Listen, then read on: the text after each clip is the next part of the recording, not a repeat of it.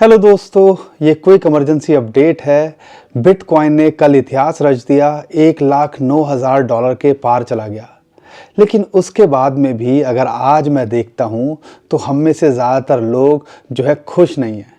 वो खुश क्यों नहीं है? क्योंकि बिटकॉइन तो चलो फिर भी अच्छा कर रहा है या स्टेबल है $1,00,000 के ऊपर, लेकिन जो ऑल्ट कॉइन्स हैं उनके अंदर अच्छी खासी गिरावट देखने को मिल रही है।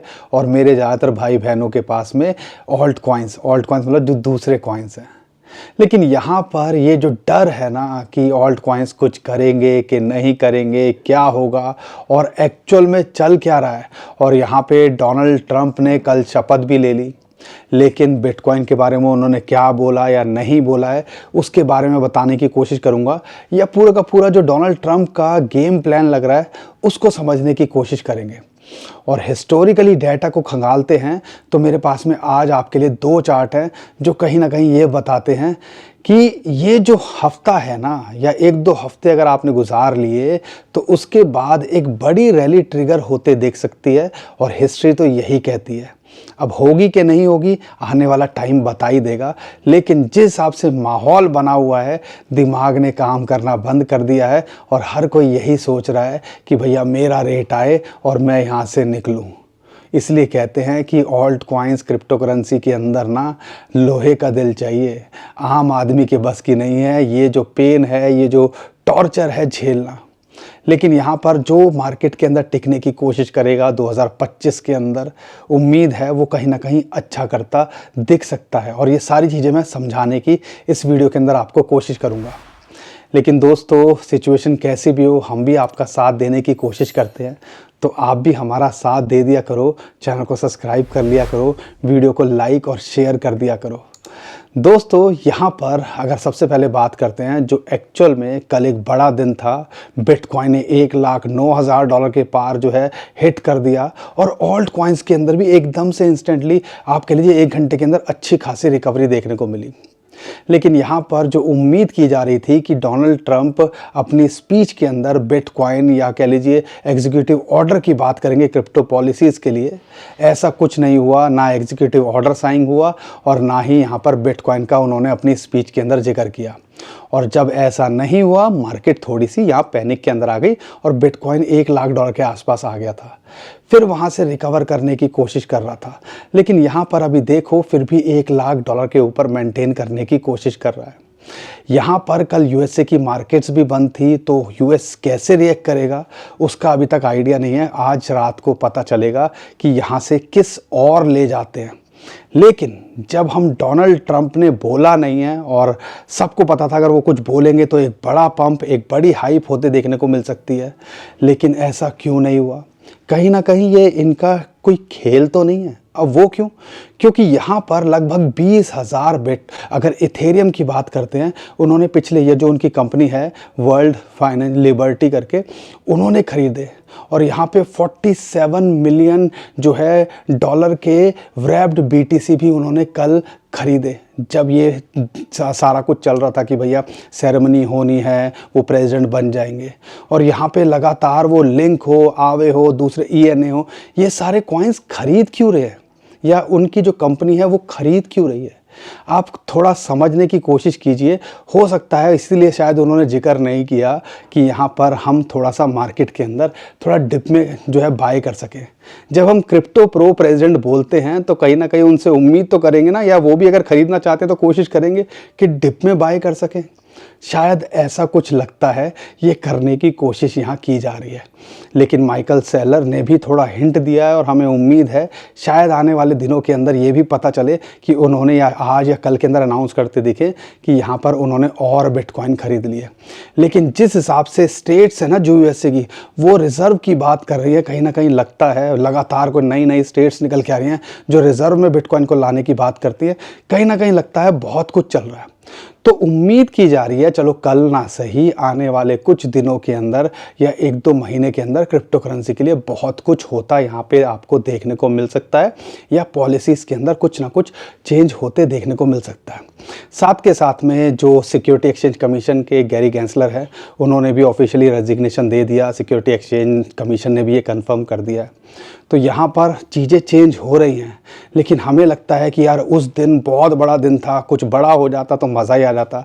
वैसा नहीं हुआ और इसकी वजह से शायद मार्केट के अंदर पैनिक और प्रेशर है, और हर कोई जो है कहीं ना कहीं मैन्युपुलेटर्स को भी ये बात पता है, तो शायद इसीलिए प्रेशर और बना के यहाँ पे टिप में माल बाइंग करने की कोशिश की जा रही है।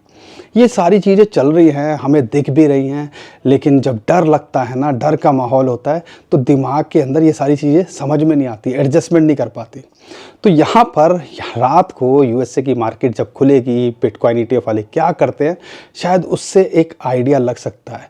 लेकिन जिस हिसाब से यहाँ पर $1,00,000 के ऊपर उन्होंने पहुँचाया, तो आप समझ गए होंगे कि भैया मैन्युपुलेशन बहुत ज़्यादा हावी होती है। अब यहाँ पर एक और बात जो आपको समझने की है, जो टेक्निकली अगर मैं चार्ट्स को देखता हूँ तो मेरे पास आज आपके लिए 2 चार्ट हैं। जब भी यूएसए का प्रेसिडेंट बनते हैं, मैं पिछले 2 साइकिल की बात करूंगा, 20 जनवरी 2017 की और 20 जनवरी 2021 की। उसके बाद क्या हुआ है बिटकॉइन के अंदर और बिटकॉइन की डोमिनेंस के अंदर। सबसे पहले मैं बात करूंगा बिटकॉइन की डोमिनेंस के अंदर क्या हुआ है। उसके बाद जो मैं चार्ट आपके साथ में शेयर करूंगा वो है जो पूरी की पूरी मार्केट कैप का, बिटकॉइन के अलावा।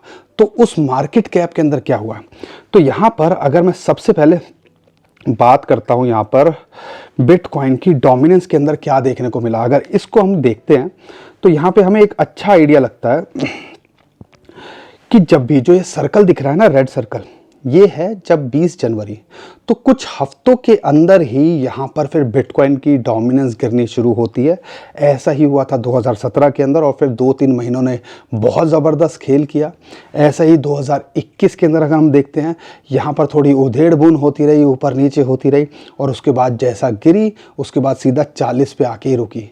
तो यहाँ पे अभी हमें 58 के आसपास बिटकॉइन की डोमिनेंस बढ़ती दिख रही है, थोड़ी उधेड़ बुन होते देखने को मिल रही है। अगर 2 बार हिस्ट्री रिपीट हुई है यहाँ पर, अगर ऐसा ही कुछ इस बार भी होता देखने को मिला, तो यहाँ पर अगर 40 के आसपास आएगी, तो ये जो ओल्ड कॉइन्स अभी हमें दुश्मन दिख रहे हैं ना, वो शायद आपको बहुत कुछ अच्छा करते देखने को मिल सकते हैं। इसलिए कहते हैं थोड़ा पेशेंस यहाँ दिखाने की ज़रूरत है, और रिस्क उतना लोगे जितना आप झेल सकोगे। फ्यूचर ट्रेडिंग से थोड़ा दूर रहोगे, स्पॉट में अच्छे कॉइन्स लेके रखोगे, तो यहाँ पे आपकी टेंशन मुझे नहीं लगता आपको लेने की ज़रूरत है। एक तो ये चार्ट है, इसको आप ऑब्जर्व कीजिएगा, यहाँ पे ध्यान रखिएगा।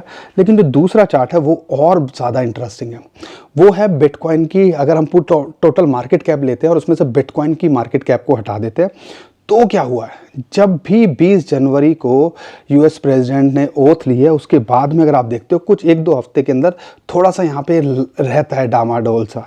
लेकिन 2017 के अंदर क्या हुआ था, उसके बाद जब इसने पंप करना शुरू किया, आप देखो मार्केट कैप सीधा पहुँच गई 700 मिलियन से पहुँच गई थी लगभग $1 ट्रिलियन के आसपास। ऐसे ही अगर हम देखते हैं यहाँ पर आपकी एक ट्रिलियन डॉलर तक, यस, 700 मिलियन से आप सोचो कितना बड़ा पंप लिया था। ऐसे अगर जब 2021 के अंदर हुआ था, 175 बिलियन से ये पहुंच गई थी लगभग $2 ट्रिलियन के आसपास। ये जो ग्रीन सर्कल आपको दिख रहा है ना, ये इसी तरफ इशारा दे रहा है। और अभी भी आप देखो कि हम ज़्यादा अच्छे पोजीशन में नहीं है ऑल्ट कॉइन्स को लेके। मार्केट कैप कुछ खास बड़ी नहीं है ऑल्ट कॉइन्स की। अगर इसको भी ऑब्जर्व करते हैं तो यहाँ पे लगता है 4-5 ट्रिलियन डॉलर तक ये जा सकती है।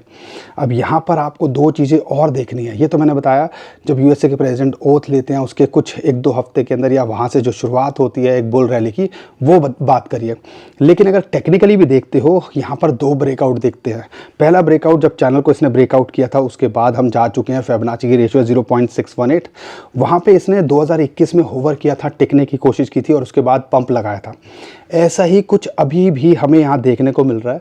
0.618 जो फिबोनाची की रेशियो है, जो सर्कल आपको दिख रहा है 2025 के चार्ट के अंदर अभी जो दिख रहा है सेकंड ब्रेकआउट, उस पे ये टिकने की कोशिश कर रहा है। और यहाँ टिकने का मतलब है कि कहीं ना कहीं एक सपोर्ट इसको मिल रही है, और यहाँ से पूरे चांसेस हैं आने वाले टाइम के अंदर अगर हिस्ट्री रिपीट हुई तो ब्रेकआउट लगता दिखता है।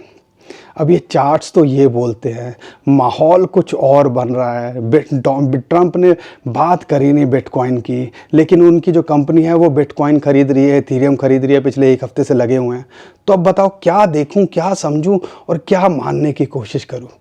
अब ये आपको डिसाइड करना है, लेकिन हम कोशिश करते हैं जो भी सिचुएशन हो आपके सामने रखने की, और यहाँ हम करते रहेंगे। और अगर आपको लगता है कि हम कोशिश कर रहे हैं, हमें 2025 के अंदर साथ बनाए रखना चाहिए, तो चैनल को सब्सक्राइब करो। और अगर अब मेरी बातें समझ में आ रही हैं, थोड़ा सा अगर दिलेरी दिखा सको, तो वीडियो को लाइक के साथ साथ अपने कॉइन्स को होल्ड करके रखने की कोशिश करो। अगर आपने अच्छे कॉइन लेके रखे हुए हैं, लेकिन ध्यान रखिएगा पोर्टफोलियो डाइवर्सिफाई होना चाहिए और रिस्क उतना लेना चाहिए जितना आप झेल सकें। ये थोड़ी सी समझदारी कर लोगे तो सारा कुछ आपके लिए अच्छा ही होगा। लेकिन यहाँ पे अगर मैं बिटकॉइन के चार्ट की बात करता हूँ तो क्या लगता है, फिबोनाची की रेशियो है 1.618 और वो 1,02,000 का जो जोन है उस पर इसको सपोर्ट मिल रही है। जब तक यहाँ टिका हुआ है, नथिंग टू वरी। अगर यहाँ से बाउंस बैक करता है तो वही $1,10,000 जो हमारा टारगेट था, ऑलमोस्ट उसके पास आया। वहाँ रिजेक्शन इसको मिली, जैसा कि हम शुरुआत से बोल रहे हैं, 1,08,000 से $1,10,000 का इसका टारगेट होना चाहिए। अब वो एक रेजिस्टेंस है, अगर उसको ब्रेक करेगा तो अभी भी हमें लगता है इस क्वार्टर के अंदर ये $1,25,000 तक जाता दिख सकता है। अगर यहाँ सपोर्ट नहीं मिलती है तो एक इंपॉर्टेंट सपोर्ट $98,000 पे है और एक इंपॉर्टेंट सपोर्ट इसको 90 से $93,000 पे है। अब यहाँ पर मार्केट के अंदर क्या मैनिपुलेशन करते हैं, अगले एक आधे हफ्ते के अंदर थोड़ा सा और डिप में लाके हमें परेशान करते हैं या यहाँ से मार्केट के अंदर माहौल बनाते हैं, आने वाले टाइम के अंदर पता चली जाएगा। इसलिए थोड़ा फ्यूचर ट्रेडिंग से थोड़ा दूर रहो, क्योंकि परेशान इस टाइम पे फ्यूचर ट्रेडिंग वाला है। स्पॉट वाले को कोई फ़र्क नहीं पड़ रहा मार्केट कहाँ जा रही है। तो ये थोड़ी सी समझदारी हमें दिखानी चाहिए। जब मार्केट के अंदर इतनी उथल पुथल हो तो 5x 3x वाले भी नहीं बचते हैं। तो यहाँ पर थोड़ा सा इन चीज़ों को अवॉइड करना चाहिए। लेकिन यहाँ पर अगर मैं इथेरियम की बात करता हूँ, 3350 पे इसको एक रेजिस्टेंस मिल रही है फिबोनाची की 0.618। अगर उसके पार जाता है तो आप कह लीजिए $3,500 के आसपास एक रेजिस्टेंस है। लेकिन लगता है इथेरियम के अंदर ड्यू है, अभी ऑल टाइम हाई इसको देखने को मिल सकता है इस क्वार्टर के अंदर। क्योंकि अगर डोनाल्ड ट्रंप की बात करते हैं, वर्ल्ड लिबर्टी की बात करते हैं, तो वो भी कहीं ना कहीं 20,000 इथेरियम कोई छोटा मोटा अमाउंट नहीं होता, उन्होंने खरीदे हैं पिछले एक हफ्ते के अंदर। तो कुछ ना कुछ तो चल रहा है जो हमें नहीं दिख रहा है, और आने वाले टाइम के अंदर ये भी आपको अच्छा करता दिख सकता है। एक एंट्री यहाँ बनाई जा सकती है, एक एंट्री 3,000 से $2,800 के जो सपोर्ट जोन है वहाँ बनाई जा सकती है। XRP को लेके इसने जब से सिमेट्रिकल ट्रायंगल को ब्रेकआउट किया है, फिर भी $3 के ऊपर टिका हुआ है। यहाँ पे कल XRP ने पूरे जोर शोर से एडवर्टीजमेंट किए हुए थे USA के अंदर, और यहाँ पर ऐसा लगता है कि $4 से $5 इस बुल मार्केट के अंदर हम इसका टारगेट देखते हैं। अगर एंट्री के लिए देख रहे हो 2.3 से लेके $2 के बीच में ही यहाँ पे इसके एंट्री बनती है। उससे पहले आप एंट्री बनाने की मत सोचिएगा। अगर फ्रेश एंट्री के लिए देख रहे हो, सोलाना ट्रंप कॉइन ने हाइप बनाई, उसकी वजह से जो है सोलाना के अंदर और उनके डेक्स के अंदर अच्छा खासा पंप हुआ, नया ऑल टाइम हाई बनाया। अब जैसे ट्रंप कॉइन ठंडा होता दिख रहा है, जैसा हम उम्मीद कर रहे थे कि भैया चलती ट्रेन है, जब तक चलेगी चलेगी, उसके बाद जब मार्केट के अंदर ये गिरेगा तो $30 के आसपास आ गया इस टाइम पे।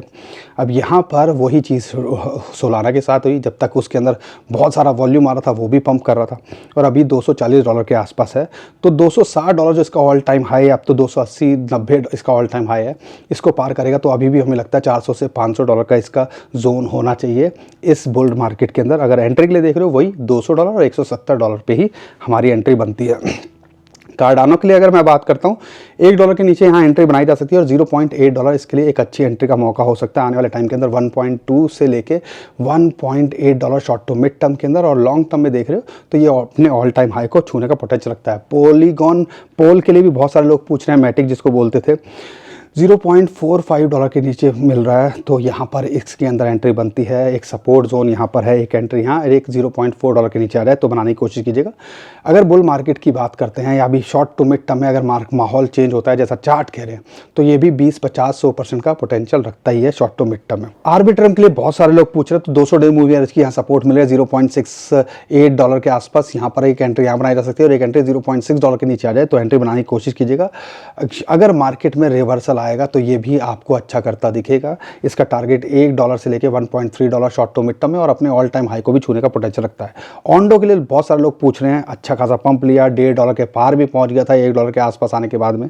अगर एंट्री देख रहे हो तो वही $1 के आसपास यहाँ बनती है। अगर आप होल्ड करके रखे हुए हो तो RWA का नैरेटिव चलेगा तो ये कॉइन आपको अच्छा करता दिख सकता है। गाला के लिए लोग बहुत पूछ रहे हैं, $0.03 के आसपास यहाँ पर एक सपोर्ट है, यहाँ इसके अंदर एंट्री बनाई जा सकती है। हमें लगता है कि आने वाले टाइम के अंदर ये भी आपको अच्छा करता दिख दिखेगा। एक एंट्री यहाँ पे और एक एंट्री $0.025 के आसपास मिल जाए तो बनाने की कोशिश की जा सकती है। बाकी दोस्तों 3 बड़े और कॉइन है जिस पे आपको फोकस करना चाहिए। उसमें से फेच है, इस टाइम पे $1.1 के आसपास चल रहा है, एक बड़ी अच्छी एंट्री का मौका दे रहा है। एंट्रियां बनाई जा सकती है, वो $1.5 से $2 तो ये शॉर्ट टू मिड टर्म में जा ही सकता है।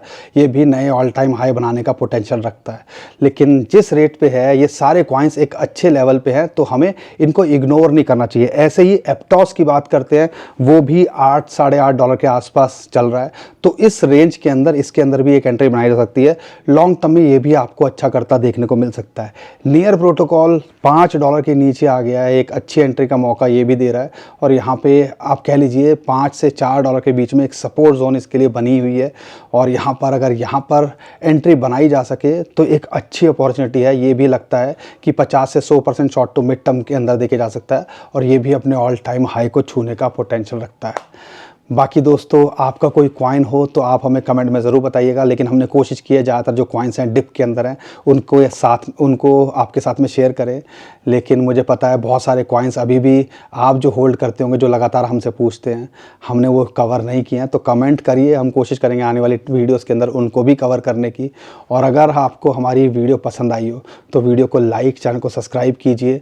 और ध्यान रखिएगा, हम कोई फाइनेंशियल एडवाइज़र नहीं है, तो जो भी करिएगा अपनी रिसर्च करके कीजिएगा और अपने फाइनेंशियल एडवाइज़र से पूछ के कीजिएगा।